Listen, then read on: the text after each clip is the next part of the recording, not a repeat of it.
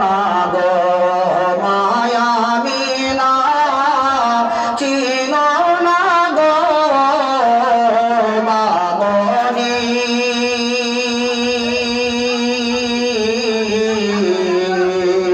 চিনো না গো মায়া মিনা চিনো না গো মামনি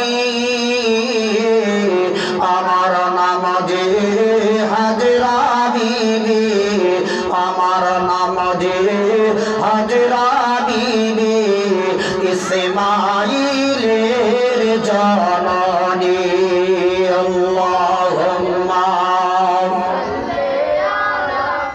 ও বিশ্বের নবী কোন কায়নাতের নবী একদিন বাড়ি থেকে আপন বের হয়ে গেলেন। তিনার বিবি হযরতে খাদিজা রাদিয়াল্লাহু তাআলা আনহা বাড়িতে বসে আছেন। হযরতে খাদিজা তিনার স্বামী নবী মুস্তাফা রাস্তাটা চেয়ে দেখছেন, এখন পর্যন্ত নবী আসছেন না কেন। মনটা তার উতাল পাতাল, মন তার ছটফট করে। তিনার বেটি জান্নাবজে ফাতেমা রাদিয়াল্লাহু তাআলা আনহা তিনি বাড়িতে উপস্থিত হাজির হয়ে আছেন। হযরতে ফাতেমাকে খাদিজা আমার ডেকে বললেন, ও খাদিজা ফাতেমা, একটু তুমি আমার নিকটে এসো। বিশ্বের নবী কুল কায়নাতের নবী জনাবে মুহাম্মদ রাসূলুল্লাহ সাল্লাল্লাহু তাআলা আলাইহি ওয়াসাল্লামের বিবি জান্নাত হলো হযরতে খাদিজা রাদিয়াল্লাহু তাআলা আনহা। তিনার বেটি হযরতে ফাতেমাতুজ জোহরা রাদিয়াল্লাহু তাআলা আনহাকে ডাক করে বললেন, ও বেটি ফাতেমা, তুমি একটু আমার নিকটে চলে এসো। ফাতেমাতুজ জোহরা মায়ের নিকটে যেমনি চলে গেলেন, খাদিজার দুই চোখ দিয়ে পানি পড়তেছিল। খাদিজার দুই চোখের পানি দেখে হযরতে ফাতেমা আমার বলতে লাগলেন, ওগো আম্মা জান, আপনি কেন এভাবে কান্না করেন? আপনার দুই চোখ দিয়ে কেন পানি পড়তেছে? খাদিজা ফাতেমার দিকে লক্ষ্য করে বলতে লাগলেন, ও বেটি ফাতেমা, তোমার আব্বা এখনো পর্যন্ত কেন বাড়িতে আসে না? যাও যাও, তুমি রাস্তাটা একটু চেয়ে দেখো, তোমার আব্বা কেন এখনো পর্যন্ত আসে না। আমার মনটা বড় ছটফট করে গো। ফাতেমা, একটু তুমি বাড়ি থেকে বের হয়ে চলে যাও। হযরতে ফাতেমা মা খাদিজা রাদিয়াল্লাহু তাআলা আনহার কথা শোনার পরে ফাতেমা আমার টুক টুক টুক টুক করে বাইরে চলতে আরম্ভ করলেন। ফাতেমা রাস্তা ধরে চলতেছিলেন। ফাতেমা দূরের দিকে নজর রাখলেন, দেখছেন তো একটা পাগলের মতো মানুষ হেঁটে হেঁটে হেঁটে হেঁটে চলে আসতেছে। কখনো জমিনের মধ্যে পড়ে যায়, কখনো আবার উঠে যায়। শরীরের জামা গোড়া লাল রক্ত লেগে আছে, চুল গোড়া এলোমেলো হয়ে আছে। ফাতেমা দেখার পরে পরে এমন কি ভয় পেয়ে গেলেন। ফাতেমা আর স্থির থামতে পারলেন না। কোনো একজন পাগল মানুষ দেখে ফাতেমা বাপসি বাড়ির দিকে রওনা হয়ে গেলেন। জোরে বলো বাপজিরা। বহুত জায়গাতে যাই, জলসা মেলাতে যাই, কিন্তু বাস্তব আপনাদের এখানকার লোকের মতো সংখ্যা লোকের কম আমি কোথাও দেখতে পাই না। তবে যাই হোক, যারা এসছেন তবে একটুকু শুনতে যদি ভালো লাগে তবে সুবহানাল্লাহ বলার চেষ্টাটা করবেন। সুবহানাল্লাহ বলে তার কত নেকি আছে সামান্য একটু জেনে রাখুন। যে বিখ্যাত নবী যার নাম হচ্ছে দাউদ আলাইহি ওয়াসাল্লাম, আল্লাহ রাব্বুল ইজ্জতকে দাউদ নবী বলছেন, হে আল্লাহ, তোমার মিজান, তোমার দাড়ি পাল্লা কত বড়, নেকি আর বদি ওজন করনে वाला পাল্লাটা কত বড়। আল্লাহ বলছেন, হে দাউদ, আমার ও পাল্লা এত বড় সাতো আসমান সাতো জমিনকে যদি পাল্লার একদিকে চাপা হয় তবু আমার পাল্লাটা ভর্তি হবে না। জোরে বলুন। দাউদ নবী আমার বললেন, ইয়া আল্লাহ, তবে ওই পাল্লাটা তোমার ভর্তি কিসে হয়? আল্লাহ রাব্বুল ইজ্জত বললেন, হে দাউদ নবী শোনো, আমার ওই পাল্লাটা যদি ভর্তি হয়, কোন বান্দা যদি একবার সুবহানাল্লাহ পড়ে দেয়, ওই সুবহানাল্লাহর নেকিতে আমার পাল্লাটা ভর্তি হয়ে যায়। তাহলে সুবহানাল্লাহ পড়লে কত নেকি আছে। আজ আমরা চুপচাপ, মুসলমানরা শিক্ষার দিকে এগিয়ে যাই না। আমরা পাঁচটা মানুষের সঙ্গে, ভালো লোকের সঙ্গে উঠবোস আমরা করি না। তবে আমরা এটাই দেখি कि কোন কানে হারাম কাজের দিকে আমরা লিপ্ত না হয়ে থাকি। টিভির মধ্যে বসে সময় কাটিয়ে দিই, চায়ের দোকানে বসে বসে সময় কাটিয়ে দিই। তবে ইসলামের দিকে গিয়ে কোন একটা পরহেজগার মুত্তাকি মানুষের কাছে বসে নামাজের সম্বন্ধে, ইসলামের পদ্ধতি সম্বন্ধে কথাবার্তা শোনার দিকে আমরা গুরুত্ব দেই না। আমরা দেখি হারামের কাজের দিকে লিপ্ত এবং গল্পতে লিপ্ত থাকি।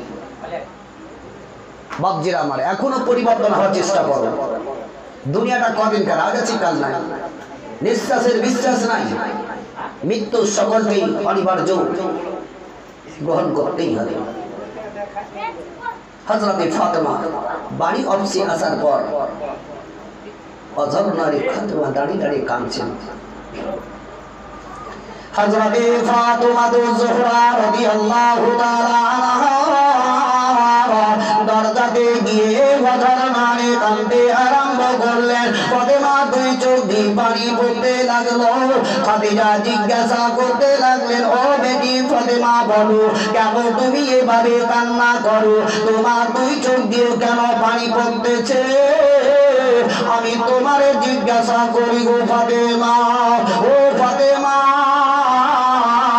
আমি তোমাকে বললাম যাও যাও তোমার আব্বার খোঁজটা নিয়ে চলে এসো। তোমার আব্বা কেন এখনো পর্যন্ত আসে নাই? হযরতে ফাতেমা জোহরা বললেন, ওগো আম্মা জান, আমি রাস্তা ধরে চলতেছিলাম, এমন একজন পাগলের মতো মানুষ দেখে মা আমি অফিসে চলে এলাম গো মা। ও গো মা, আমি তারে ভয় পেয়ে চলে আসলাম। হযরতে খাদিজা ফাতেমাকে সিনার মধ্যে লাগিয়ে অঝর মারে কাঁদতে লাগলেন, বলে, ও বেটি ফাতেমা, তুমি দ্বিতীয়বারে চলে যাও, আমার মনটা বড় ছটফট করে গো। তোমার আব্বাকে না দেখতে পাওয়ার কারণে এখন পর্যন্ত কেন তোমার আব্বা আসে না? এমন কি হয়ে গেল? যাও যাও। ফাতেমা জোহরা রাদিয়াল্লাহু তাআলা আনহা তিনি আবার দ্বিতীয়বারে রাস্তা ধরে চলতে আরম্ভ করলেন। আবার সেই পাগলের মতো লোকটাকে দেখার পরে ফাতেমা আবার চিন্তায় পড়ে গেলেন, আবার ভয় পেয়ে গেলেন। ফাতেমা আবার সেই বাড়ির দিকে যাবে। নাই দয়ার নবী মুস্তাফা সঙ্গে সঙ্গে ফাতেমার দিকে লক্ষ্য করে তারা বলতে লাগলেন, ও বেটি ফাতেমা, তুমি পালাবে না, ভয় পাবে না, আমি তোমার আব্বা, আমি নবী মুস্তাফা।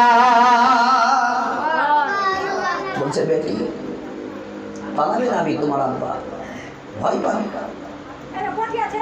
বিশ্বের নবী, কুল কায়নাতের নবী জনাবে মুহাম্মদ রাসূলুল্লাহ সাল্লাল্লাহু তাআলা আলাইহি ওয়াসাল্লামের আওয়াজ যেমন ফাতেমা পেয়ে গেলেন, ওই রকম সঙ্গে সঙ্গে ফাতেমা দৌড়ে দৌড়ে দৌড়ে দৌড়ে দৌড়ে তিনারা আব্বা নবী মুস্তাফার নিকটে চট করে গিয়ে হাজির হয়ে গেলেন। দয়ার নবী মুস্তাফা ফাতেমা জোহরাকে আমার ধরে দিলেন। দয়ার নবীকে ফাতেমা জিজ্ঞাসা করলেন, ওগো আব্বা জান, বলুন বলুন, আপনার শরীরে কেন রক্ত লেগে আছে? আপনার জামা কেন লাল হয়ে আছে গো আব্বা? আপনার চুলগুলা কেন এলোমেলো হয়ে আছে? ওগো আব্বা জান, আপনার প্রতি এমন কে অত্যাচার করেছে? বিশ্বের নবী, কুল কায়নাতের নবী বললেন, ও বেটি ফাতেমা, তারা চিনতে না পারার কারণে তোমার আব্বার প্রতি অত্যাচার করেছে। বিশ্বের নবী, কুল কায়নাতের নবী, তিনি বাড়িতে আসলেন।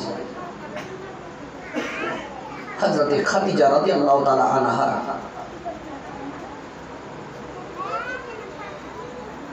দেখছেন তো অঝর নয় কাঁদছেন। ফাতেমা দুই, খাদিজা দুই চোখ দিয়ে পানি ঝরঝর করে ঝরে যায়। দয়ার নবী মুস্তাফা, মা হারা বাবা হারা নবী মুস্তাফা আমার জিজ্ঞাসা করলেন, ও খাদিজা কেঁদো না, কেঁদো না, চোখের পানিটা বন্ধ করো। তবে খাদিজা একটি কথা তোমারে আমি জিজ্ঞাসা করি বলে, ইয়া রাসূলুল্লাহ, ইয়া হাবিবাল্লাহ, নবী গো, ওগো আমার স্বামী, মাতার মনি নয়নের তারা স্বামী গো, কি আপনি জিজ্ঞাসা করবেন বলো না কেন? দয়ার নবী মুস্তাফা আমার বললেন, ও বিবি খাদিজা, আমি তোমার বাড়িতে যে মুহূর্তে আমি এসেছি, একটা আওয়াজ দেওয়াতে সঙ্গে সঙ্গে তুমি আমার জন্য দরজা খুলে দিয়েছো। দ্বিতীয় আওয়াজটা তোমাকে দিতে হয়নি। খাদিজা, তুমি কি আমার জন্য সর্বদাই দরজাতে দাঁড়িয়ে থাকো? খাদিজা বললেন, ইয়া রাসূলুল্লাহ, ইয়া হাবিবাল্লাহ, নবী গো, আপনার জন্য আমি সর্বদাই দরজাতে দাঁড়িয়ে থাকি। ইয়া রাসূলুল্লাহ, জানি না কখন কোন মুহূর্তে কোন সময়তে আপনি আমার দরজাতে এসে হাত মারবেন। আপনার হয়তো দেরি, আমার হয়তো দেরি হয়ে যেতে পারে, আমার বড় বেয়াদবি হবে ইয়া রাসূলুল্লাহ, তার জন্য আমি সর্বদাই আপনার জন্য দাঁড়িয়ে দাঁড়িয়ে দরজায় ইন্তজার করি। দয়ার নবী মুস্তাফা আমার বললেন, ও বিবি খাদিজা, তবে তোমার কি একটু কষ্ট হয় না? তুমি আমার জন্য দাঁড়িয়ে থাকো, তোমার শরীর হাত পাতে কি বেদনা করে না? খাদিজা বললেন, স্বামী গো, ও আমার মাথার মনি নয়নের তারা, আমি দাঁড়িয়ে থাকি, আমার শরীরে বেদনা হয়ে যায়। তবে যেই মুহূর্তে আপনি আওয়াজ দেন, আমি যখন দরজাটা খুলে দিই, ইয়া রাসূলুল্লাহ, আপনার পবিত্র চেহারা কানা দেখতে গেলে আমার সমস্ত শরীরের বেদনা একদম দূর হয়ে যায়। ইয়া রাসূলুল্লাহ, আপনার জন্য আমি সর্বদাই 24 ঘন্টা দরজা দিয়ে আমি দাঁড়িয়ে থাকি, কোন মুহূর্তে কোন সময়তে আপনি আসবেন। আমার বেদনা হয়, আমি কষ্টটা পাই ইয়া রাসূলুল্লাহ, তবু যখন আপনার চেহারাটা আমি দেখি, আমার সমস্ত সব কিছু বেদনা দূর হয়ে যায়। জোরে বলো। আর আজকালকার নারীরা বলুন, স্বামীর জন্য কতক্ষণ ইন্তজার করে। রাত্রিতে যদি আপন স্বামী বাইরে কোথাও যায়, বাজারে হাটে ঘাটে, তবে রাত্রিতে একটু আসতে যদি একটু দেরি হয়ে যায়, দরজায় হাত মেরে মেরে মেরে মেরে মেরে যদিও উঠলো বুঝে নেন, বলে রহিমার মা খাবারটা একটু দিস আমাকে। তখন গৌণ অবস্থায় বলছে, তুমি খেয়ে লাগে। এ তো দুনিয়াবাসী। তবে বাবজিরা আমার, মা বোনরা আমার, কিছুটা এখনো পরিবর্তন হওয়ার চেষ্টাটা করো।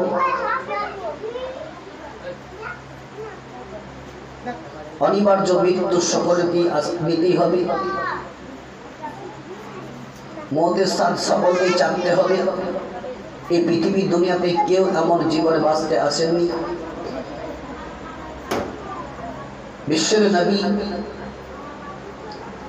কুল কায়নাতের নবী জনাবে মুহাম্মদ রাসূলুল্লাহ সাল্লাল্লাহু তাআলা আলাইহি ওয়াসাল্লাম আপন এই পৃথিবী জগৎ ছেড়ে বিদায় নিয়ে চলে গেছে। এই মুসলমান, তবে আমাদের প্রত্যেকটা মানুষকে আদর্শ নিয়ে আমাদেরকে চলতে হবে, হাদিস ও কোরআনের দিকে লক্ষ্য করে চলতে হবে। যেমন কি একটা আলিম যদি, মৌলবী সাহেব যদি রাস্তা দিয়ে চলে যায়, তো আমরা পাবলিক চিন্তাটা করি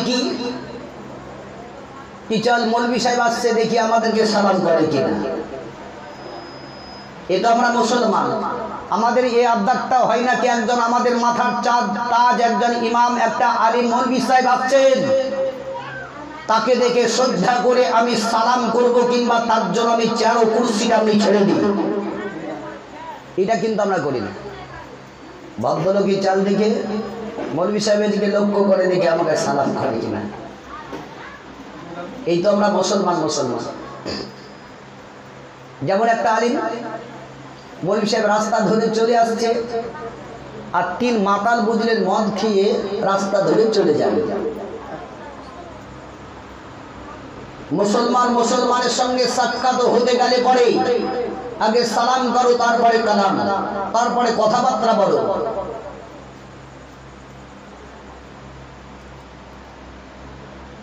ইহানো হাদিসে প্রমাণ আছে তাই কোন আলেমের সঙ্গে কোন মৌলভী সাহেবের সঙ্গে যদি হাতে হাত দিয়ে মুসাফা করেন, প্রমাণ দিচ্ছে এটাই কি যে সময়তে যে মুহূর্তে একটা আলিমের সঙ্গে হাত দিয়ে মুসাফা করবেন, সেই মুহূর্তে আপনি মনে চিন্তা করবেন কি আমি নবী মুস্তাফার সঙ্গে মুসাফা করতে আছি। কোন মৌলভী যদি আপনার বাড়িতে পা দুখানা রাখে, আপনি জানবেন কি আমার বাড়িতে কোনো আলেম নয়, একমাত্র স্বয়ং আমার বাড়িতে বিশ্বের নবী এসেছেন। আমরা কয়টা লোকের মনোভাব করি? ও মাতাল 3টাকে দেখে মৌলভী সাহেব বলছে আসসালামু আলাইকুম, সালাম করে মৌলভী সাহেব চলে গেল। এরা 3 জনাতে বলা বলি করছে, হ্যাঁ রে আমরা তো 3টাই মাতাল, তবে সালাম কাকে করলো? একজন বলছে আমাকে করেছে, আর একজন বলছে না আমাকে করেছে, আর একটা মাথা বলছে ধুর আরে আমাকে করেছে। 3 জনাতে ঝামেলা লেগে গেল। এরা 3 জনাই বলছে শোনো, ওই মৌলভী সাহেবকে ডাক করো, সালামটা কাকে করেছে সেখানে প্রমাণটা পাওয়া যাবে। মৌলভী সাহেবকে আবার ডাকা হলো। ডাকার পরে জিজ্ঞাসা করছে, মৌলভী সাহেব আপনি বলুন তো সালাম, আমরা তো 3টাই মাতাল, আমরা 3 জনাতে মদ খেয়ে আছি, আপনি সালামটা কাকে করলেন? মৌলভী সাহেব বলছে যে সব থেকে বড় বোকা তাকেই আমি সালাম করেছি। বলছে যে বোকা তাকেই আমি সালাম করেছি, এই কথা বলে চলে গেল। এরা 3 জনাতে বলা বলি করছে আমি বোকা, ও বলছে না আমি বোকা, ও বলছে না আমি বোকা, আমাকে সালাম করেছে, বলছে না আমাকে সালাম করে। বলছে তুই বোকা কি করে হলি? বলে বোকা কি করে জানিস, আমার বাড়িতে একদিন দেখছি একটা কাইয়া আইসি চালের উপরে বসে কা কা করে ডাকে, ঢ্যাল দিয়ে মারে উড়ে চলে যায়, ফের ঘুরে এসে বসে কা কা করে, বারবার একে ঢ্যাল মারি উড়ে চলে যায়, ফের এসে ছাদের উপরে বসে কা কা করে। আমি রেগে করলাম কি, বাড়িতে কেরাসিন রাখা ছিল, কেরাসিনটাকে নিয়ে বাড়ির চারিদিকে একদম চালের উপরে ছিটে দিলাম, আর ছিটে দেওয়ার পর আগুন ধরিয়ে দিলাম, চালটা আবার পুড়ে গেল। কাইয়া আইসি দেখ আমি কাকা কত করে কেমন বোকা দেখি, বলছে আমাকেই সালাম করেছে। আর একজন বলছে কি তোর থেকে আমি বড় বোকা। বলছে কি করে? বলছে আমার স্ত্রীর পেটে যখন বাচ্চা ছিল, ওই মুহূর্তে রাত্রিবেলায় স্বামী স্ত্রী আমরা দুজনাতে বসে আলাপ আলোচনা করি কি দেখ বাচ্চা তো দুনিয়াতে ভূমিষ্ঠ হবে, আর ওই বাচ্চাটার সামনে যদি আমি তোকে মা বলে ডাকি তো বাচ্চাটাও জানবে এটা আমার মা, তাহলে মা বলা তোকে শিখবে। আর তুই যদি আমাকে আব্বা বলে ডাকিস তাহলে বাচ্চাটা জানবে এটা আব্বা, মানে আমিও তাকে আব্বা বলে ডাকবো, তাহলে বাচ্চা শিখে নিবে। তাহলে দেখ আমার স্ত্রীকে আমি শিখে দিলাম, আজ থেকে তুই আমাকে আব্বা বলে ডাকবি, আর আমি আজ থেকে তোকে মা বলে ডাকবো। বাচ্চাকে শিক্ষা দেওয়ার জন্য মুসলমান। তারপরের দিন একদিন সওয়াল করতে তার দরজাতে দাঁড়িয়েছে, তখন তার স্বামী তার স্ত্রী হচ্ছে মা ওই দেখো একটা দরজাতে সওয়াল এসছে, কিছু দিয়ে আসবে। ভিখারিটা শোনার পরে খুব চিন্তায় পড়ে গেল, কি হারে এরা তো স্বামী স্ত্রীর মতো দেখতে লাগে, তবে মা বলাকে ডাকছে তার কারণটা কি? তাকে বুঝিয়ে দিল, তাহলে বোকা তার দেখ আমাকেই সালামটা করেছে, তো পৃথিবীর মানুষ এখনো সেই রকম বোকার মতো না থেকে এখনো কিছু পরিবর্তন হওয়ার চেষ্টা করুন। ও যেখান থেকে সবকিছু হারাম জিনিসকে ত্যাগ করে দিয়ে ইসলামের পথে হাদিস ও কোরআনকে ঢোকার চেষ্টাটা করুন। আজ আমরা হাদিস ও কোরআন এত শুনছি, তবে নামাজ রোজার দিকে আমরা গুরুত্ব দেই না, বুঝছি কি বাস্তব। তবে বলবো বা কি লজ্জার কথা, আমার বাপজিদেরকে চাচাদেরকে বলি কি মাশাআল্লাহ এরা জুম্মার নামাজটা বোধহয় ঠিক করে পড়ে কিনা। লজ্জার বিষয়, বাড়িতে সাজদা পড়ে কিনা সেটাই লজ্জার বিষয়। আজকে নামাজ পড়ুন, এখানে হাদিস থেকে প্রমাণ আছে এক জায়গাতে পৃথিবীতে সব জায়গাতে সাজদা করা যায়, নামাজ পড়া যায়, তবে একটা জায়গায় করা যায় না, সেটা হচ্ছে কবরস্থানে সাজদা করা যায় না। তবে বাড়িটাকেও তুমি কবরস্থানের মতো বানাও না, তুমি আপন বাড়িতেও কখনো সাজদা করে নামাজ পড়ার চেষ্টা করো। মরবে না যেদিন বুঝতে পারবে, 3.5 হাত কবরে যেদিন যাবে না সেদিন বুঝবে কি অবস্থা হয়ে আসে। আজ পৃথিবীতে জগতে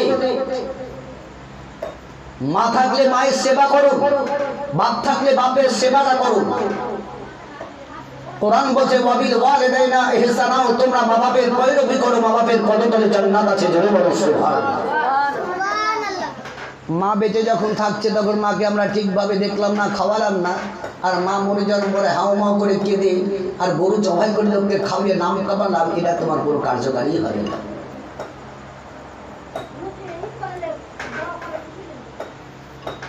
যেমন কি একটি মেয়ে মানুষ তার বাচ্চা কোনোদিন হয় না, যাকে আমরা বাংলা গোদা বাংলায় বলি বাঁঝা, সে আল্লাহর কাছে দোয়া করছে, আল্লাহ তুমি যদি আমার একটি সন্তান দিয়ে দাও তো আমি পীর সাহেবকে খাবার খাওয়াবো। বাচ্চা হলো না, দ্বিতীয়বারে দোয়া করছে, আল্লাহ তুমি যদি আমার একটি সন্তান দাও তো আমি এক আলেম ও মৌলভী সাহেবকে আমি খাবার খাওয়াবো। এমনি করে দোয়া করে, কিন্তু তার বাচ্চা হয় না। তো বলছে, আল্লাহ তুমি যদি আমার একটি সন্তান দাও তবে আমি বড় শয়তানকে খাবার খাওয়াবো। আচ্ছা বলেন তো পৃথিবীতে শয়তানকে, শয়তান কি চিনতে পারবে? আল্লাহর কাছে দোয়া করেছে, ওয়াদা করেছে, ইহারও চিন্তায় পড়ে গেল। তার স্বামী জুম্মার দিন নামাজ পড়তে গেছে, জুম্মার মৌলভী সাহেব ওয়াজ করতে লাগলেন। ওয়াজ করতে করতে বলছে কি সর্বপ্রথম জুম্মার দিনে নামাজ পড়তে যে মসজিদে প্রবেশ করবে সে একটা উট কুরবানি দেওয়ার সমতুল্য নেকি পাবে। জোরে বলুন। ইমাম মুয়াজ্জিন বাদে কোনো পাবলিক কেউ যদি নামাজ পড়তে জুম্মার দিনে আগে মসজিদে প্রবেশ করবে সে একটা উট কুরবানি দেওয়ার সমতুল্য নেকি পাবে। বলছে দ্বিতীয়বারে যে প্রবেশ করবে সেই ব্যক্তি একটি গরু কিংবা মহিষ কুরবানি দেওয়ার সমতুল্য নেকি পাবে। বলছে তৃতীয় নম্বরে যে প্রবেশ করবে সে একটা বকরি খাসি কুরবানি দেওয়ার সমতুল্য নেকি পাবে।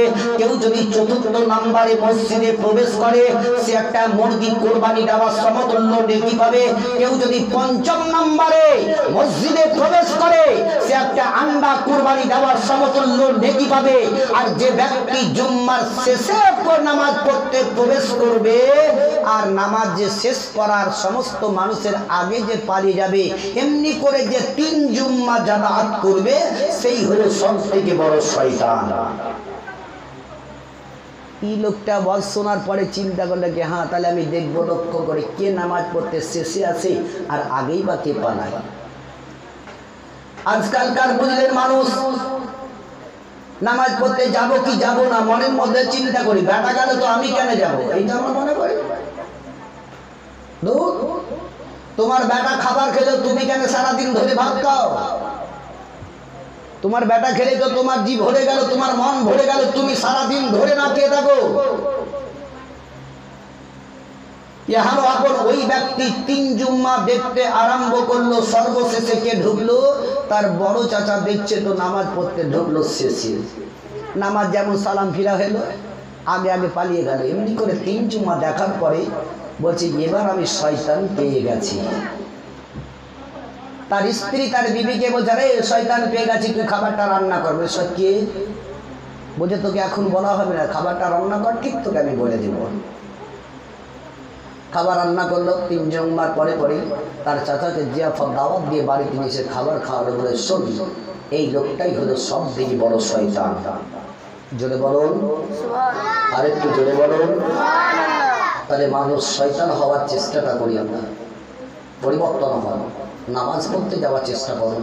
আল্লাহ তো বলে দিয়েছেন তুমি যদি দোয়া দরুদ কিছুই না জানো, রুকুতে সাজদাতে গিয়ে তুমি যদি আমাকে আল্লাহ আল্লাহ বলে ডাকো, আমি আল্লাহ তোমার সেটাই কবুল করে নিব। জোরে বলো সুবহানাল্লাহ।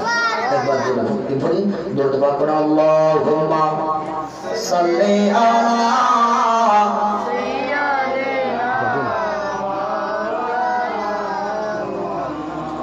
ওয়ালা আলি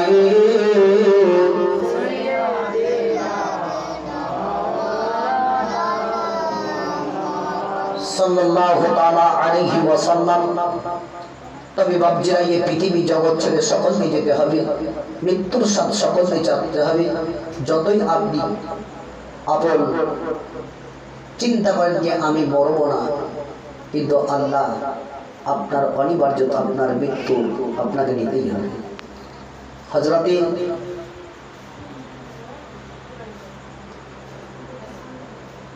খাদিজা রাদিয়াল্লাহু তাআলা আনহাও তিনি পৃথিবী দুনিয়া ছেড়ে গেছেন। আপনি হযরতে ইসরাইলকে যদি আপনি জান কবজ করার সময় যদি আপনি বলেন কি ইসরাইল তুমি হটে যাও, আমার জান কবজ করো না, তবে কি শুনবে? তাই শায়রে আপনি বলে এবারের মতো ফিরে যাও গো আজরাইল, মেহনতি করিয়া কয় তোমার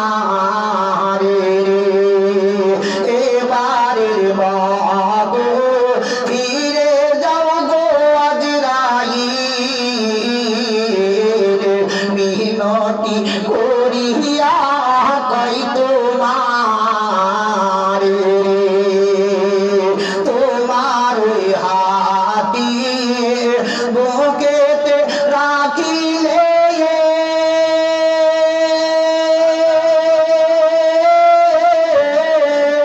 উহুদ পাহাড়ের মতো ভারী লাগে রে, আমি কেমনে রইব অন্ধকার কবরে,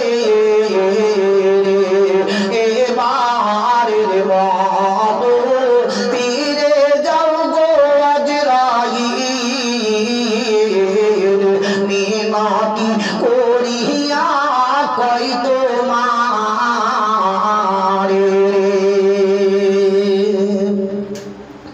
বাপ জান কাঁদিবে কাঁদেলি ধরিয়া,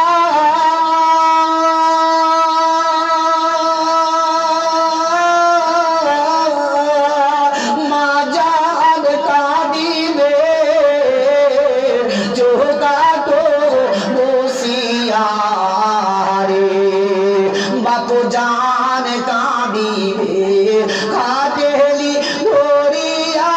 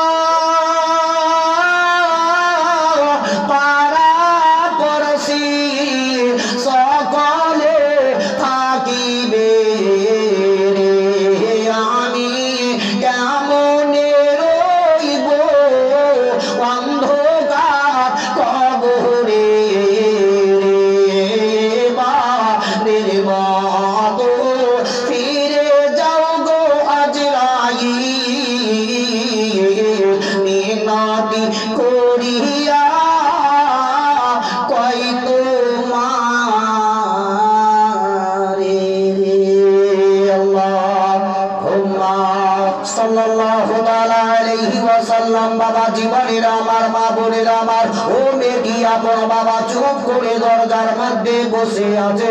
এমন অবস্থায় এমন সময় হযরতে মুসা আলাইহি ওয়াসাল্লাম ওই রাস্তা ধরে চলে যায়। তার স্বামীর সঙ্গে দেখা সাক্ষাৎ হয়ে গেল। হযরতে মুসা আলাইহি ওয়াসাল্লাম তিনি দূর পাহাড়ে গিয়ে আল্লাহর সঙ্গে ডাইরেক্ট কথা বলতে। জোরে বলো, আমরা ডাইরেক্ট আল্লাহর সঙ্গে কথা বলতে পারি। মানুষের সঙ্গে আমরা বিনা তার কানেকশন হওয়াতে আমরা কথা বলতে পারি। জোরে বলো। সেকেন্ডের মধ্যে বোম্বাই, দিল্লি, লখনৌ, জাপান, যেখানে মন সেখানে আপনি সেকেন্ডের মধ্যে কথা বলতে পারেন। সেটা হচ্ছে মোবাইল। হযরত মুসা নবী যাচ্ছেন, জিজ্ঞাসা করে, মুসা নবী আপনি তো তোর পাহাড়ে যাবেন, আল্লাহর সঙ্গে তো ডাইরেক্ট কথা বলেন, তবে একটা আল্লাহকে জিজ্ঞাসা করবেন তো আমার সন্তান হবে কিনা। মুসা নবী চলে গেলেন। তোর পাহাড়ে যাওয়ার পর আল্লাহকে বলছেন, হে আল্লাহ ওই মেয়েটি আমাকে বলেছে তার সন্তান হবে কি। আল্লাহ বলছেন, মুসা ওই মেয়েটির যদি সন্তান হতো তবে আমি আগেই সন্তান দিতাম। সুবহানাল্লাহ। মুসা নবী আসার পথে বললেন, যাও আল্লাহ ডাইরেক্ট কথা বলেছে তোমার সন্তান কোনো কিছুই হবে না। হযরতে মুসা আলাইহি ওয়াসাল্লাম চলে যাওয়ার পরে তার স্বামী তার স্ত্রীর কাছে গিয়ে বলতে লাগলো, বলে ও বিবি সাহেবা শুনে নাও, তুমি আর ফকির ফাকরাকে আর কাউকে কোনোদিন দান খায়রাত করবে না। এমন টাকা পয়সা কাউরে তুমি কখনো দিবে না। কেননা আল্লাহ ডাইরেক্ট বলে দিয়েছে তোমার কোনো সন্তান হবে না। এই বলে স্বামী আপন বাবা চলে গেল। তার বিবি সাহেবা কাউকে কোনোদিন দান খায়রাত করে না, কাউকে কখনো দোয়া করতে পারে না। এমন অবস্থায় এমন সময় এমন একজন ভিখারি সওয়ারি দরজার মধ্যে চলে এলো। ওই লোকটার শরীরে পেটে পিঠে লেগে আছে। তার শরীরের মধ্যে মাংস বলতে কোনো কিছুই নয়, চামড়া গোলা জড়ো জড়ো হয়ে গেছে। না খেয়ে তার শরীরটা কঙ্কাল হয়ে গেছে। নেবির দরজাতে এসে বলতে লাগলো, বলে মা গো যদি তুমি একটি রুটি আমাকে দান করো তবে তোমাকে আল্লাহ একটি সন্তান দিবে। যদি তুমি দুইটা রুটি দান করো আল্লাহ তোমাকে দুইটা সন্তান দিবে। মেয়েটি বলল, তবে চলে যাও, আল্লাহ তো বলে দিয়েছে আমার সন্তান হবে না, তবে তুমি আমার কাছে খাবার চেয়ে তোমাকে দোয়া করতেও হবে না, আমার জন্য বাচ্চা চাইতেও হবে না, তুমি যতই চাও আল্লাহ আমাকে দিবে না। বলছে, মা আমি ক্ষুধার্ত অবস্থায়, আমি আর সহ্য করতে পারছি না, তুমি যদি আমাকে একটি রুটি দাও আল্লাহ তোমাকে একটি সন্তান দিবেই, আর দুইটা যদি দাও তো তোমাকে দুটো সন্তান দিবে। মেয়েটির আস্তে আস্তে আস্তে আস্তে দিলটা পড়ে গেল, তার চোখ দিয়ে পানি চলে গেল। ফকির দরবেশকে 2 খানা রুটি দান করে দিল। জোরে বলুন। আমরা ভাবছি আমার মা মরে গেল, মার নামে কয়দিন আমরা দান করি, বাপ মরে গেল বাপের নামে কয় টাকা আমরা দান করি, বাপ মা মরে যাওয়ার পরে আমরা কয় তারিখ ফকির ফাকরাকে খাবারটা খাই। মা মরে গেল, মাকে মাটি দিয়েছে আমরা বাড়িতে প্রবেশ করলাম, মায়ের কবরে কয়দিন আমরা জিয়ারত করতে গেলাম। বলো আমরা যাই, মা মরে গেছে, চল ভাই 40টা পার করে দেবো, আর কি চিন্তা আছে নাকি? প্রত্যেকটা মৃত্যু ব্যক্তি সকলে বাচ্চাদের দিকে লক্ষ্য করে থাকে, আমার জন্য দান খায়রাত করবে, আমার জন্য খাবার দান করবে। এটা জেনে রাখবেন, প্রত্যেকটা মৃত্যুর রূহ জুম্মা রাত্রিতে, বৃহস্পতিবার দিন যে রাত্রি, শুক্রবারের রাত্রিতে ওই রুহুটা বাড়ির দরজাতে চলে আসে। প্রত্যেক ছেলে মেয়েকে তারা দেখে ওয়াপসি চলে যায়। সে দেখে কি আমার ছেলে পৃথিবীতে আছে, নামাজ পড়ে আমার জন্য দোয়া করবে, আমার ছেলে পৃথিবীতে আছে, আমার জন্য দান খায়রাত করবে। আহারে মুসলমান, মা বাপ চলে গেল, মা বাপ আপনার বাচ্চার জন্য এত চিন্তা করলো, কিন্তু বাচ্চারা মায়ের জন্য বাপের জন্য কখনো দোয়া করতে পারে না, কখনো কোরআন পড়ে খতম করে মসজিদ দিয়ে কখনো দোয়া করতে পারে না। আহারে মুসলমান, একটু চিন্তা ভাবনা করো, আজ আমরা পৃথিবী জগতের মধ্যে এসে আমরা করি কি? ওই মেয়েটি দরবেশকে রুটি দেওয়ার পরে বলতে লাগলো, বলে চলে যাও দরবেশ, আমার জন্য দোয়া করতে হবে না। ফকির দরবেশ বলল, না না, তুমি যেমন আমাকে কর্তব্য আমার দূর করেছো, আমাকে যেমন তুমি খুশি করলে, আমি আল্লাহর কাছে দোয়া করব যাতে তোমাকে দুইটা সন্তান আল্লাহ দিয়ে দেয়। আল্লাহ যাতে সন্তান দিয়ে দেয়, আল্লাহর কাছে দোয়া করলো, কবুল হয়ে গেল। মেয়েটি দুইটা বাচ্চা দুনিয়াতে ভূমিষ্ঠ হলো। জোরে বলো। কয়েকদিন পরে মুসা আলাইহি ওয়াসাল্লাম ওই রাস্তা দিয়ে চলে আসছেন। মুসা নবীকে দেখার পরে, মুসা নবী, আপনি তো সেদিন বললেন আল্লাহ তো খুদ বলে দিয়েছে কি বাচ্চা হবে না, তবে দেখো আমার বাচ্চা ঘুরে ঘুরে বেড়ায়। মুসা নবী চুপ। এখানে চিন্তা করবেন না কি মুসা নবী আবার তাহলে মিথ্যা হয়ে গেল নাকি? বলে বলে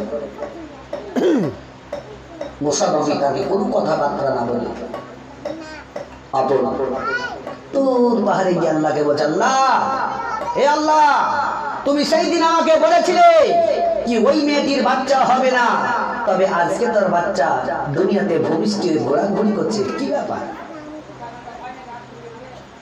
আল্লাহর লীলা কেউ খেলা কেউ বুঝতে পারবে? পারবে জি? কেউ পারবে না। আল্লাহ কখন কি করে।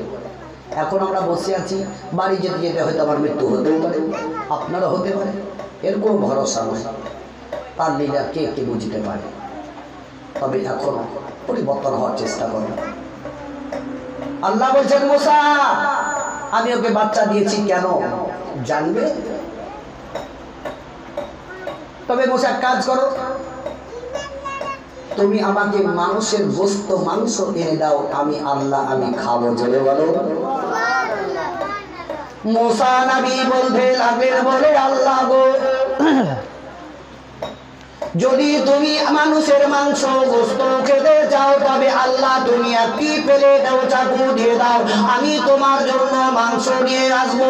হযরতে মুসা আলাইহিস সালাম হাতের মধ্যে প্লেট আর চাকু নিয়ে দৌড়ে দৌড়ে দৌড়ে দৌড়ে দৌড়ে দৌড়ে দৌড়ে দৌড়ে দৌড়ে চলতে আরম্ভ করলেন। মুসা নবী যাওয়ার পরে প্রত্যেকটা মানুষের কাছে কাছে চলে গেলেন। মুসা নবী চাইতে লাগলেন গোশত। কেউ দেয় না, দিবেন কি? এখন যদি আমি চাই, এখন যদি আমি চাই কি মানুষের গোশত একটু দাও, আল্লাহ চেয়েছেন, কেউ দিবে ভাই? এমন কে দরদ আছে? আল্লাহ বালা কি আছে দিবে? কেউ মুসা নবীকে গোশত দিল না। হযরতে মুসা নবী রাস্তা ধরে জঙ্গল দিয়ে চলে যাচ্ছে, তো দেখছেন তো একজন ব্যক্তি কঙ্কর শরীরে গোশত নয়, চামড়া একদম জড়সড় হয়েছে, সেখানে আল্লাহ আল্লাহ আল্লাহ আল্লাহ বলে জিকির করতেছে। সর্বদাই তার মুখে মুখে মুখে মুখে মুখে আল্লাহ, উঠতে আল্লাহ, বসতে আল্লাহ, চলতে আল্লাহ, সর্বদাই আল্লাহ আল্লাহ করতে আছে। শুয়ে শুয়ে আল্লাহ আল্লাহ বলে জিকির চলে যায়। ওই সমাজে মুসা নবী ওই লোকটার কাছে যেমন পৌঁছে গেছে, ওই লোকটাকে দেখতে পাওয়ার পরে মুসা নবী দেখছেন তো আল্লাহ আল্লাহ বলে জিকির করতেছে। মুসা নবী বলতে লাগলেন, ও আল্লাহ বলা, তুমি এতই আল্লাহকে ভালোবাসো, সর্বদাই আল্লাহ আল্লাহ বলে জিকির করতেছো, তবে একটি কথা তোমাকে বলবো। বলে এমন কি কথা বলবে বলো? বলে এতই যদি আল্লাহকে ভালোবাসো, তবে আল্লাহ মানুষের গোশত খেতে চেয়েছে, তুমি একটু গোশত দাও না কেন? চট করে ওই ব্যক্তি দরবেশ উঠে গিয়ে বলতে লাগলো, বলে শুনো ভাগ্যবান আমি, আমার ভাগ্য কত ভালো, আল্লাহ আমাদের গোশত মানুষের খেতে চেয়েছে, তবে প্লেটে চাকুটা আমার হাতের মধ্যে দাও, জোরে একবার বলো। চুপ করে থাকলে হয় না মুসলমান। কেমন দেখেন ওই ব্যক্তি চট করে উঠে আল্লাহর দিকে লক্ষ্য করে ওই মুসা নবীকে বলতে লাগলেন, বলে হে শোনো গো, তবে আল্লাহ কোন জায়গার গোশত খেতে চেয়েছে একবার বলো। আল্লাহ কোন জায়গার গোশত খাবে? মুসা নবী বলছে, আল্লাহ এটা বলেনি কি কোন জায়গার গোশত খাবে, তার শরীরে তো গোশত নাই। সঙ্গে সঙ্গে চাকু নিয়ে এ গালির ও গালির এদিককার ওদিককার কেটে কেটে কেটে কেটে কেটে প্লেটটাকে ভরে দিয়ে মুসা নবীকে বলে যাও। আপনারা আগে আগে আসেন না, আগে চলে আসেন, তাহলে ওদিককার লোকরা যাতায়াতে অসুবিধা হবে না, ওদিক দিয়ে ঘুরে চলে আসেন। তবে হযরতে মুসা নবী পাহাড়ে চলে যাওয়ার পর বলছে, আল্লাহ আমি গোশত নিয়ে চলে এসেছি। আল্লাহ রাব্বুল ইজ্জত মুসা নবীকে জিজ্ঞাসা করলেন, ও মুসা নবী বলো তুমি এই গোশত কোন জায়গায় পেলে, বলো না কেন? মুসা নবী বললেন, আল্লাহ গো আমি কত জায়গাতে ঘুরে ঘুরে ঘুরে ঘুরে ঘুরে ঘুরে দেখলাম, তবে কেউ বংশ দিল না। তবে একটা লোক এহার জঙ্গলের মধ্যে আল্লাহ আল্লাহ বলে জিকির করতেছিল, আল্লাহ বেরোছিল, ওই ব্যক্তির কাছে যেমন গিয়ে বললাম, ওই লোকটা আল্লাহ আমাকে গোশত দিয়ে দিল। আল্লাহ বলতে লাগলেন, এ মুসা শুনো, তবে একটি কথা জেনে নাও, আমি তোমাকে বলেছিলাম মুসা আমি মানুষের গোশত খাবো, তবে মুসা তোমার শরীরে কি গোশত ছিল না বলো, তুমি কেন মানুষের কাছে দূরে দূরে গেলে? তবে ওই লোকটা দেখো আমাকে কত ভালোবাসে, তাই আমার জন্য দিনের শরীরের গোশত কেটে দিল। তবে মুসা নবী ওই ব্যক্তি ওই মেয়েটির কাছে গিয়ে যখনই রুটি চেয়েছিল তার ক্ষুধার্ত দূর করে দিয়েছে, তাকে খুশি করেছিল। আমার জামার নিকটে ওই মেয়েটির জন্য দোয়া করলো। মুসা বলো, আমার জন্য যদি এতই পাগল হয়ে থাকে তবে তার কথা কেন আমি শুনবো না বলো? তবে এরকম আল্লাহ হতে হবে, খালি লোক দেখানো মসজিদে নামাজ পড়ে গিয়ে খালি জিকির খুশুক খুশুক করলে হয় না। এমন এমন মুসল্লিকে দেখা যায় নামাজ পড়ে বুঝলেন তসবিহ হাতে করে নিয়ে রাস্তায় চলে ফুসুক ফুসুক লোককে দেখা, দেখেছেন কোনদিন?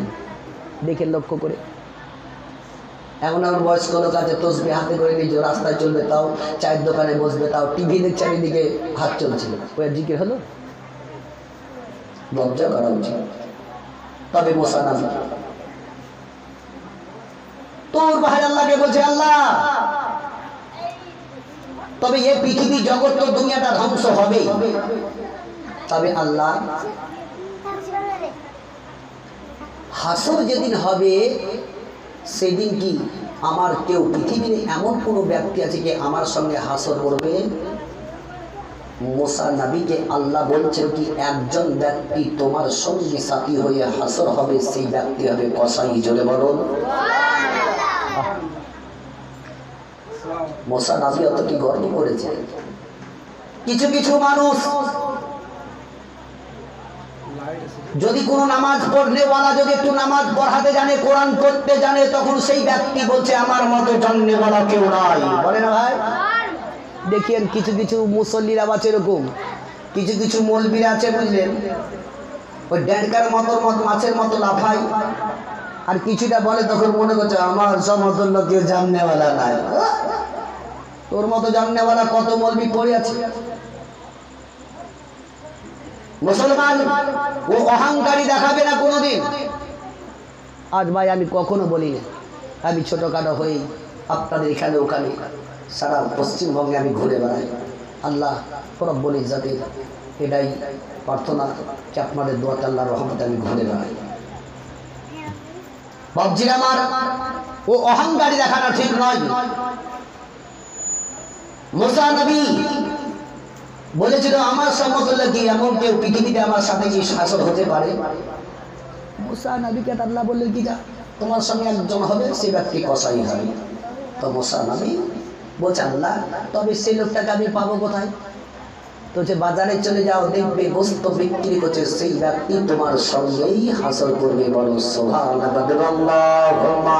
আজি আমিনার ঘরে, আজি আমিনার ঘরে হুর পরীর মেলা রে, আজি আমিনার ঘরে, আজি আমিনার ঘরে হুর পরীর মেলা রে। আরে নোরের দোলাই দোলে নবী, নোরের দোলাই, নোরের দোলাই, নোরের দোলাই, নোরের দোলাই দোলাই নবী, নবী সাল্লিয়া আলা রে।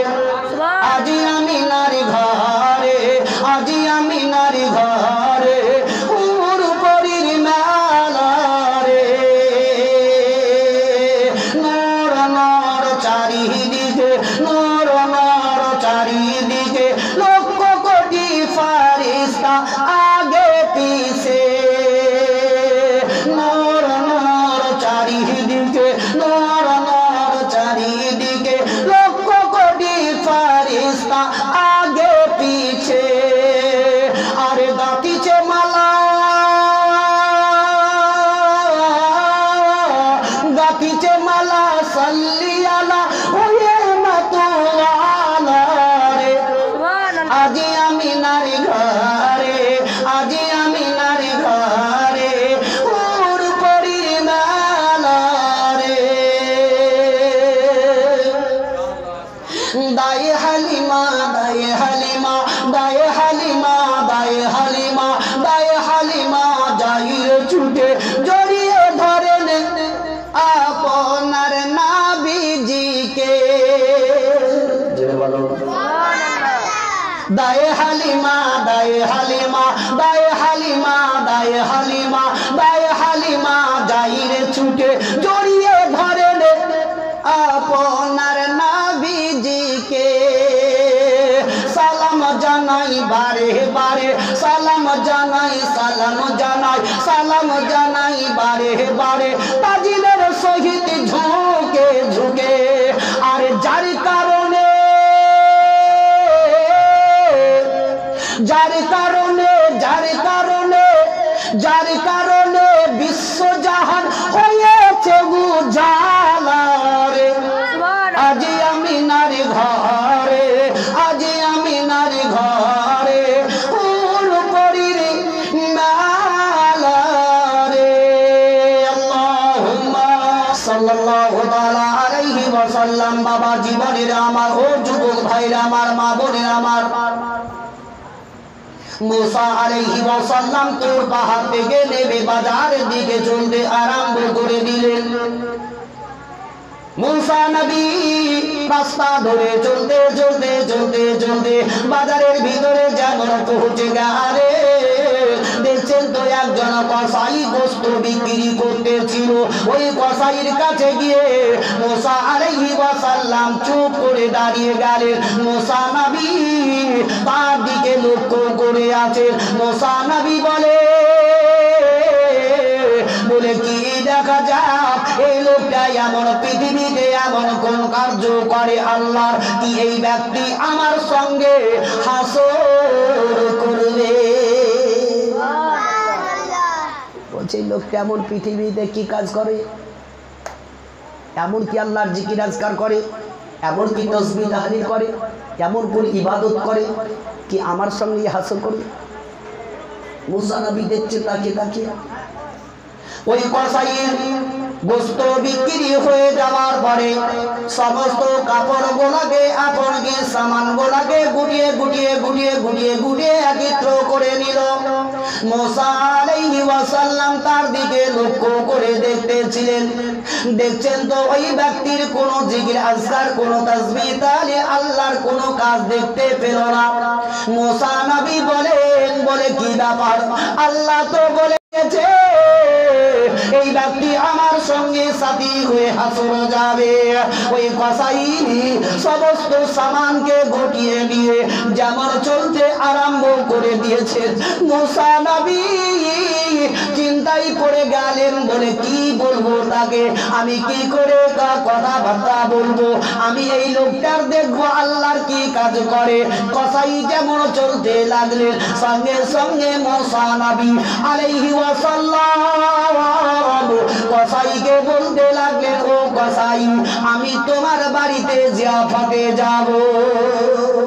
কসাই জানে না এই লোকটা হচ্ছে এই জামানার নবী, যার নাম হচ্ছে মুসা আলাইহি ওয়াসাল্লাম। কসাই বলতে লাগলে, বলে চলো আপনি আমার বাড়িতে চলুন না কেন, যদি আপনার ইচ্ছা হয় তবে আপনি আমার সঙ্গে চলুন।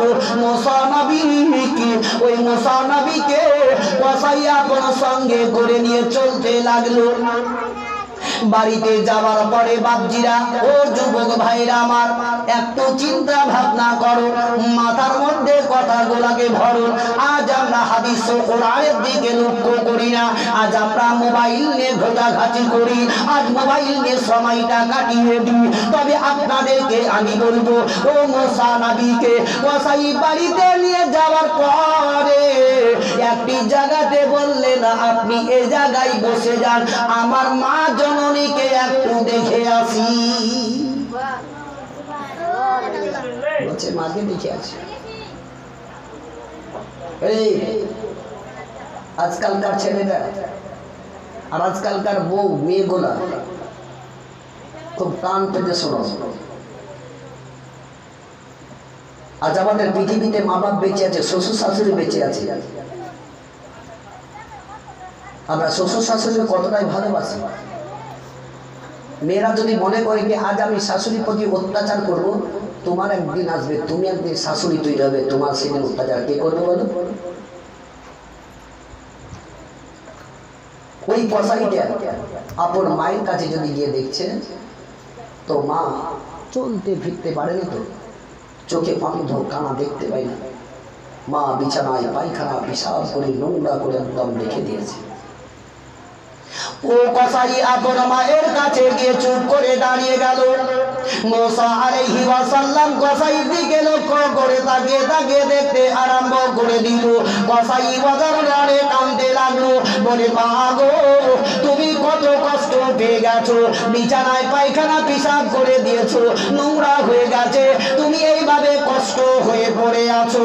মা গো তবে এত কষ্ট পেয়ে গেলে আমি বাড়িতে না থাকার কারণে, ও যুবক ভাইরা যদি এরকম মা বাড়িতে কষ্ট পাই, দেখবে কত ছেলে আছে মা যদি বিছানায় পায়খানা পেশাব করে দেয়, মুখের মধ্যে কাপড় লাগিয়ে ছিছি করতে পালাবে না, হেগে দিয়া যা, লজ্জা করা উচিত। ও যুবক ভাইরা আমার একটু চিন্তা করো, মাথার মধ্যে জেহেলটাকে খাটাও। ওই কসাই আপন মা জননীকে বলতে লাগলো, বলে মা গো এত তুমি কষ্ট পেয়ে গেছো। মুসা আলাইহি ওয়াসাল্লাম কসাইয়ের দিকে দেখে, ও আমার যুবক ভাইরা দেখো, চিন্তা করে দেখো, মা যদি আপন পায়খানা করে দেয়, তবে একটু চিন্তা করো, যেদিন তুমি ছোট্ট ছিলে সেই দিন তুমি মায়ের হাতে পায়খানা করেছিলে, মা সেদিন তোমার ঘৃণা করেনি। মা যেদিন তুমি তোমার মায়ের আপন বাবা সিনার উপরে পায়খানা করেছিলে, সেই সময়তে তোমার মা তোমাকে ঘৃণা করেনি, কাপড় দিয়ে নিজের হাত দিয়ে মুছে দিয়েছে। ও যুবক ভাইরা আমার, তোমার জন্য তোমার মা কষ্ট করেছে। ওই কসাইটা বলতে লাগলো, মা তুমি পায়খানা করেছো বিছানায়, তুমি আমার হাতের ওপরে পায়খানা করনি, তুমি আমার সিনার ওপরে করনি। কসাই সঙ্গে সঙ্গে মা জননীকে আপন নিয়ে নিজের হাতে কাপড় গোলা ফাটিয়ে মাকে গোসল দিয়ে কাপড় গোলা সমস্ত সবকিছু পরিষ্কার করে দিল। আর আজকালকার বহুগুলা শাশুড়ি যদি অসুস্থ পড়ে, তখন 12টি মেয়া লোকের বাপরে 36 কল্লা বের করে কেমন চট করবে, বাপরে বাপরে লাগছে করে না, 12টি তৈরি করে দেয়। শাশুড়ি অসুস্থ হয়ে পড়ে আছে, বানাটি তৈরি হলো, পেট ব্যথা করছে, বাঁচবো না আর, আমাকে দুদিন কাল লেগে এবার বাপের বাড়িতে তুই আসি। বলে না ভাই, করে না, করে না। পেটের বেদনাতে মার বাড়িতে রেখে চলে আসছিল, মানে শাশুড়ির খিদমত করবে না বলে। 2-4 দিন পরে যদি গেল আনতে, চলো যাই, বাড়িতে অসুবিধা, মা পড়ে আছে, বলছে আর ভালো লাগে না, আর কদিন থাকতে দাও, পেটের ব্যথা পালাই, কখনো মাথায় বানাই। তোমার যতই তুমি বাহানা করো, যদি কোনো শিক্ষিত নারী হয়ে যায়, শিক্ষিত মেয়ে মানুষ হয়, যদি তার শাশুড়ি আম্মা জান যদি বিছানার মধ্যে পড়ে থাকে, ও যুবক ভাইরা আমার, যদি তোমার মায়ের তুমি খিদমত করতে যাও, ও শিক্ষিত নারী যদি হয়, তখন বলবে তার স্বামীকে, স্বামী গো আপনি একটু হটে যান, হটে যান, আপনার মা মানে আমারও মা, আপনার যেমন আপনি যেমন খিদমত করতে যান, তবে আপনি না করে আমাকে একটু খিদমত করতে দেন, যদি আমি আপনার মায়ের সেবা করতে পারি তবে আমার বেড়াটা পার হয়ে যাবে। এমন কয়টা নারী আছে নাকে কাপড় দিয়ে ছি করে শাশুড়িকে দেখে, কখনো শাশুড়ির মুখে লাত মারে। ও নারী, একটু চিন্তা করো, যেই করনি ওইসি ধরনি, যেমন তুমি কর্ম করবে সেরকম তুমিও ফল পাবে, তবে একটু পরিবর্তন হয়ে যাও। তোমার মা যদি সেরকম ভাবে কষ্ট পাও, তো তোমার মায়ের সেবা কি তুমি করবে না বলো? সেইরূপ তোমার শ্বশুরের বা শাশুড়ির বাড়িতে এসে তোমার শাশুড়ি যদি এইভাবে পড়ে থাকে, তবে নিজের মায়ের মতো তুমি যদি সেবা করো, আর তোমার শাশুড়ি যদি তোমাকে দোয়া দিয়ে দেয়, খোদার কসম তোমার একদম বেড়া পার হয়ে যাবে। চেষ্টা করো শাশুড়িকে ভালোবাসা, শ্বশুরকে ভালোবাসা, তাদেরকে যেমন ভালোবাসতে হয় সেরকমই করো। কিন্তু আজকে কেন তো না ভুল পথে পড়ি? মুসা আলাইহিস সালামের ইচ্ছে থাকে, ভাই ছাড়বো নাকি? তবে তো সময় তো অনেক হলো, বহুত পার মানে ঘন্টার পার। তবে মুসলমান মুসা নবী দেখছেন তাদেরকে কসাইয়া বড় বাপজির আমার, ওই সমাজে মায়ের সমস্ত সব কাপড় গোলা কেচে দিয়ে ধুইয়ে দিয়ে মাকে আপন গোসল দিয়ে সঙ্গে সঙ্গে সঙ্গে সঙ্গে মাকে সাইডে নিয়ে এমনকি বুঝবে বাটির মধ্যে গোস্ত নিয়ে আসার পরে মাকে বলতে লাগলো, ওগো আম্মা জান, তবে আমি বাটিতে গোস্ত নিয়ে এসেছি, এই গোস্ত তুমি খেয়ে নাও। মা বন্ধ, মুখের মধ্যে দাঁত নাই। মা বলতে লাগলো, বেটা রে, তুমি যদি গোস্ত খেয়ে নাও তবে আমার মনটা ভরে যাবে, আমি শান্তি পেয়ে যাব। কসাই কাঁদতে লাগলো, কসাইয়ের 2 চোখ দিয়ে পানি পড়তে লাগলো। ও বাপজিরা আমার, মায়েরা আমার, যেদিন তুমি স্বচ্ছ ছিলে সেদিন তোমার দাঁত ছিল না, মা নিজের মুখের খাবার নিয়ে তোমার মুখের মধ্যে খাবার দিয়েছে। যদি তুমি চাবিয়ে চাবিয়ে খেতে না পেরেছো, দাঁত না থাকার কারণে মা জননী নিজের মুখে শক্ত জিনিসগুলাকে ভরে নিয়ে চাবিয়ে চাবিয়ে নরম করে তোমাকে তোমার মুখে ভরে দিয়েছে, তুমি সেইভাবে খেয়েছো। কসাই বলতে লাগলো, মা গো, তোমার আজকে দাঁত নাই, আমার আজকে দাঁত আছে মা, তবে আমি গোশগুলাকে চাবিয়ে চাবিয়ে নরম করে আমি তোমাকে খাইয়ে দিব।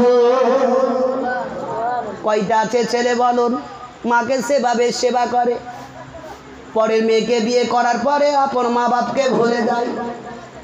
একটু চিন্তা করুন, আপনার বাচ্চাটাকে যেমন নিজের মুখের খাবারটা নিয়ে খাওয়া, ওই ছোট্ট যখন ছিল ওই সমাজে তোমারও আপন বাপজি আমার তোমাকে খাওয়িয়েছিল, সেইভাবে চিন্তা ভাবনা করো।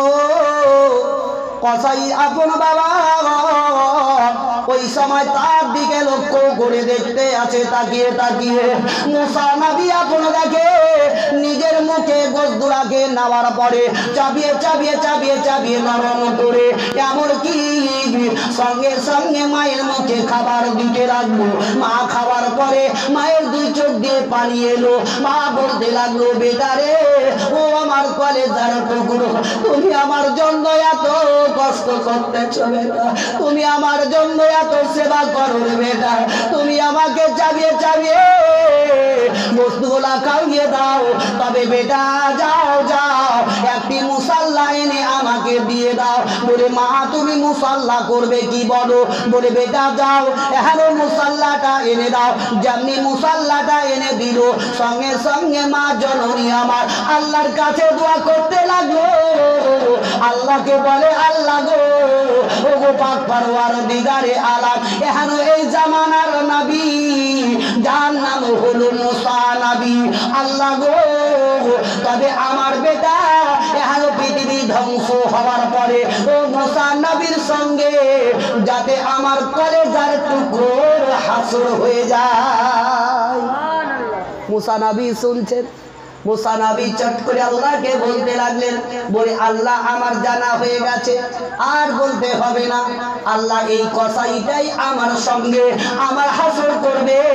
তবে মুসলমান, যতই আপনি করুন না কেন, যতই বড় বড় মুহাদ্দিসকে মৌলবীকে পীর পয়গম্বরকে টাকা দিয়ে আপনার বিপদের জন্য দোয়া করুন না কেন, আল্লাহ বলেছে, ও আমার বান্দারা, তোমার পৃথিবীতে যদি মা বেঁচে থাকে, তুমি যদি কোনো একটা বিপদে পড়ে যাও, কোনো আলেমের কাছে নয়, কোনো পীর পয়গম্বরের কাছে গিয়ে নয়, কোনো মুহাদ্দিসের কাছে গিয়ে নয়, তোমার মায়ের কাছে চলে যাও, মাকে একটু কেঁদে কেঁদে বলো, বলে মা গো, তুমি আমার জন্য একটু দোয়া করো, যাতে বিপদ থেকে আমি রক্ষা পেয়ে যাই।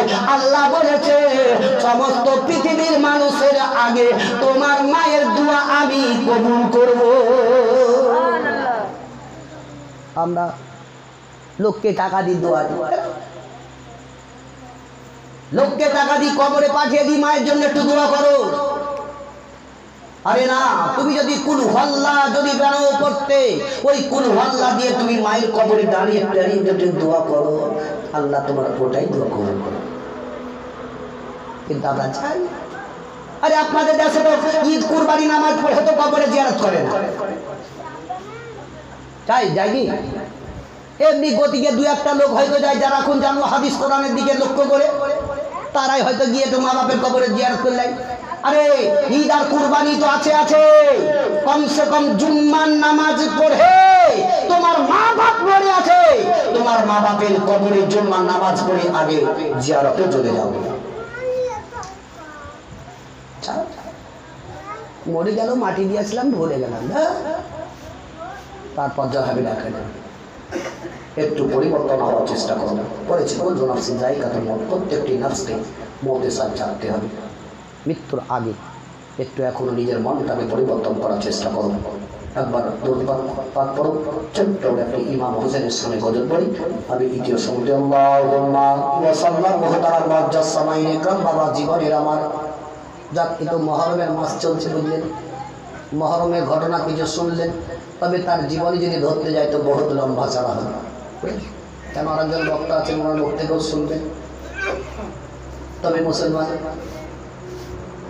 ইমাম হোসেন রাদিয়াল্লাহু তাআলা আনহু ইসলামের খাতিরে নবীর মহব্বতে আপনাদের আমাদের জন্য এক এক করে ৭২ জন কারবালার প্রান্তরে শহীদ হয়েছে। জয় বলুন সুবহানাল্লাহ।